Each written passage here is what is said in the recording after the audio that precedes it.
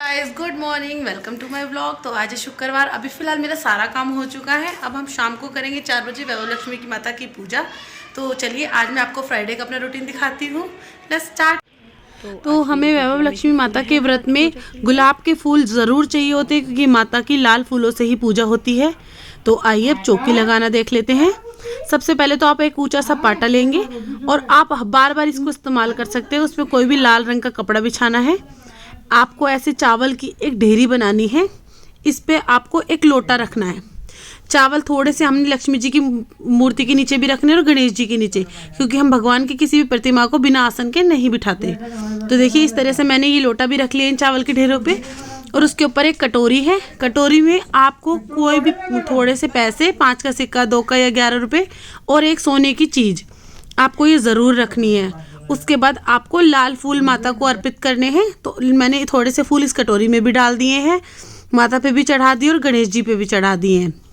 उसके बाद आपको जोत लगानी है। जोत लगा के आपको सतिया बनाना है।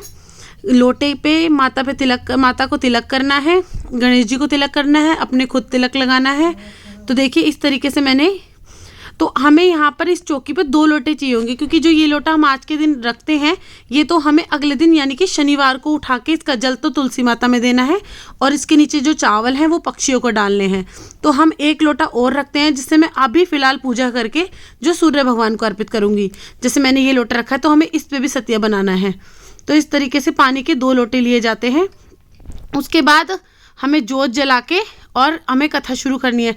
और आप भोग में माता के कुछ भी रख सकते हैं, लेकिन आप खीर रखेंगे तो वो ज़्यादा बेस्ट है, क्योंकि लक्ष्मी माता को खीर अति प्रिय होती है। इसीलिए मैंने खीर रखी है।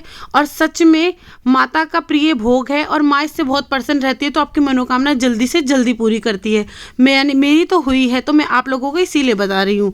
देखिए उसके बाद हमें वैभव लक्ष्मी माता की ये जो बुक आती है, जो हमें जहाँ भी हमें उद्यापन करके जो जिमा के देते हैं, तो आप ये बुक वही ले सकते हैं। ज़रूरी नहीं आपको अलग से ख़रीदनी है। इस बुक को प्रणाम करके आप आगे चलेंगे तो यहाँ आएगी श्री धन लक्ष्मी माँ। तो इनके हाथ जोड़ेंगे। उसके बाद ये आएगी श्री गजय लक्ष्मी माँ, फिर है श्री ऐश्वर्य लक्ष्मी माँ, फिर है श्री आदि लक्ष्मी माँ, श्री धन्य लक्ष्मी माँ, श्री वीर लक्ष्मी माँ, श्री विजयी लक्ष्मी माँ और श्री संतान लक्ष्मी माँ। तो आप ये और उसके बाद ये चित्र है। आपकी कोई भी मनोकामना हो, आप इसे पूरी करने के लिए इस व्रत को ज़रूर करें। रामनगर एक बहुत बड़ा शहर था और इसी शहर में लक्ष्मी नारायण का विशाल और भव्य मंदिर था, जिसकी महिमा सभी लोग जानते थे। लाखों लोगों की आबादी वाले इस शहर में सभी प्रकार के लोग रहते थे।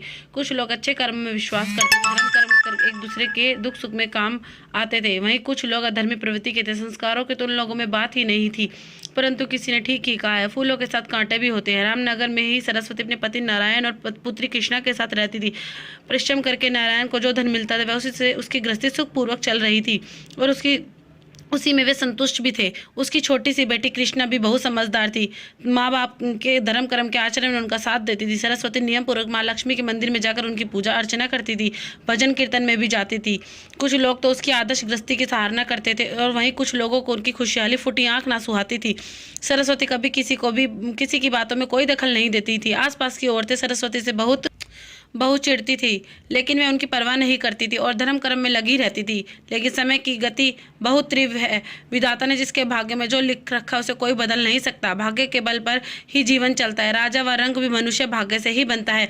परंतु माँ लक्ष्मी जी की कृपा से सरस्वती ने भाग्य को बदल कर रख दिया। सरस्वती का पति नारायण अपने धर्म कर्म के आचरण में भटक गया और जल्दी से पैसा कमाने के चक्कर में बुरे लोगों की संगति में फंस गया और शराब पीने लगा, जुआ खेलने लगा।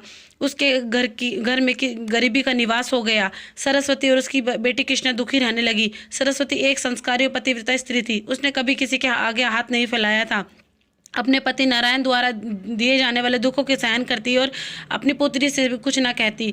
उसने सब जगह आना जाना छोड़ दिया, परंतु वह मंदिर नियम पूर्वक जाती थी। एक दिन वह मंदिर में गई और पूजा अर्चना के बाद वहीं एक कोने में अपनी पुत्री कृष्णा के साथ बैठ गई और अपने विचारों में खो गई, जिससे उसे समय का पता नहीं चला। सरस्वती को अपने विचारों में मग्न देख एक वृद्धा स्त्री उसके पास आई और कहने लगी, बेटी मैं बहुत देर से देख रही हूँ, तुम बहुत उदास हो।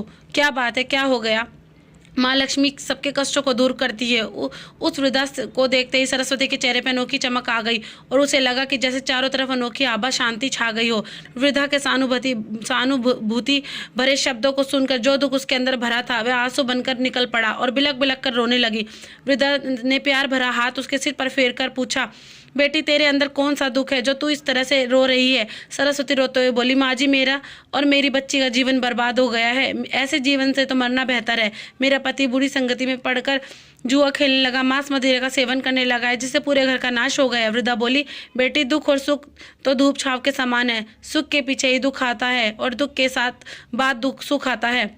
देखो बेटी, हर इंसान को अपने कर्मों के फल भुगतने पड़ते हैं, इसीलिए तुम चिंता मत करो, तेरे सुख के दिन फिर लौटेंगे। तू माँ लक्ष्मी की भक्त है, वे अपने भक्त जनों पर हमेशा ममता रखती हैं, वे उनको दुखों का नाश करती है। तू धैर्य रखकर अपने मन को शुद्ध और आत्मा पवित्र कर। इस व्रत को करने से तेरे सब मनोरथ पूर्ण होंगे, तेरे सभी कष्ट नष्ट होंगे। सरस्वती बोली, माँ जी, माँ लक्ष्मी जी की पूजा तो मैं हमेशा ही करती हूँ, परंतु मुझे व्रत की विधि नहीं पता है। वृद्धा बोली, पुत्री, माँ लक्ष्मी का व्रत बहुत ही आसान है, इसे वैभव लक्ष्मी व्रत भी कहा जाता है। इस व्रत को विधि पूर्वक करने से इसका फल मिलता है। कुछ पाखंडी लोग ये बात करते हैं कि सोने गहने की हल्दी कुमकुम से पूजा करो बस हो गया व्रत, परंतु ऐसा कुछ नहीं है। सोने के गहना की पूजा करने से लक्ष्मी प्राप्त होती है तो सभी धनवान होते दुखों का नाम भी नहीं होता। माँ लक्ष्मी के व्रत शुक्रवार से होते हैं। सुबह उठकर नहा धोकर साफ सुथरे कपड़े पहने और फिर मन में 21 व्रत का संकल्प करें। इस व्रत की उपासना के लिए माँ लक्ष्मी की जय माँ लक्ष्मी सारा दिन मन में यही पाठ करें। वृद्धा बोली, बेटी, इस व्रत की पूजा शाम के समय अर्थात 4 बजे के बाद करनी चाहिए। माँ लक्ष्मी जी की पूजा के लिए पूर्व दिशा में मुंह कर आसन पर बैठे, एक ऊंचे पाटे पर वही पट्टा बार बार इस्तेमाल करें। रोली का सतिया काढ़े और फिर माँ लक्ष्मी की चित्र या प्रतिमा रखें। साथ पट्टे पर एक छोटा सा चावलों का ढेर लगा कर उस पर पानी का लोटा भरकर रखें।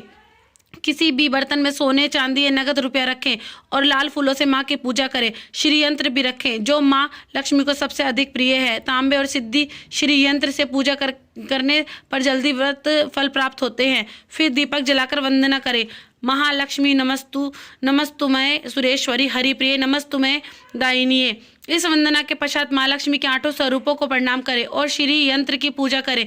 फिर गहने की पूजा करते वक्त लक्ष्मी स्तवन का पाठ करें और 5 बार बोलो, जय माँ वैभव लक्ष्मी, हमारी खाली झोली भर दो, दया करो माँ। प्रसाद में खीर, हलवा, पंजीरी या कोई भी मीठी चीज कर रख सकते हैं। माँ लक्ष्मी की पूजा के बाद आरती करें, शुद्ध हृदय से जय माँ लक्ष्मी बोले। आपकी जो इच्छा है वह पूरी करने के लिए माँ से प्रार्थना करें। फिर प्रसाद बांट दें, फिर स्वयं भोजन ग्रहण करें। पूजा में रखे चावल पक्षियों को डाल दे और पानी तुलसी की कैरी में चढ़ावे। रुपया गहना ले लेवे और हर शुक्रवार को माँ वैभव लक्ष्मी की इसी तरह व्रत करे। सरस्वती को वृद्धा से इस व्रत के बारे में सुनकर बहुत खुशी हुई और वह बोली, माँ जी, इस व्रत को अवश्य करूंगी, आप कृपया करके इसका उद्यापन विधि कहें। वृद्धा बोली, जो भक्त इस कथा का पाठ करे वह यही कथा दूसरों को भी सुनाए, इससे और अधिक पुण्य मिलता है। बोला, जय माँ वैभव लक्ष्मी की। कथा के बाद अब आप आरती करें और आरती करने के बाद माँ वैभव लक्ष्मी का भोग लगाएं। आपको इसी तरह से आपने 21 व्रत का संकल्प लिया, आपको 21वें व्रत तक ऐसा ही करना है और 21वें व्रत वाले दिन आपको जितनी आपकी श्रद्धा हो 5, 7, 9, 11 आप उतनी सुहागनों को जिमा सकते हैं। तो देखिए, मैं ये करती हूँ, मेरी मनोकामना पूरी हुई है, आशा करती हूँ आप लोगों की भी होगी। एक बार माँ वैभव लक्ष्मी के व्रत ज़रूर करके देखिए। बोलो, जय माँ वैभव लक्ष्मी की जय।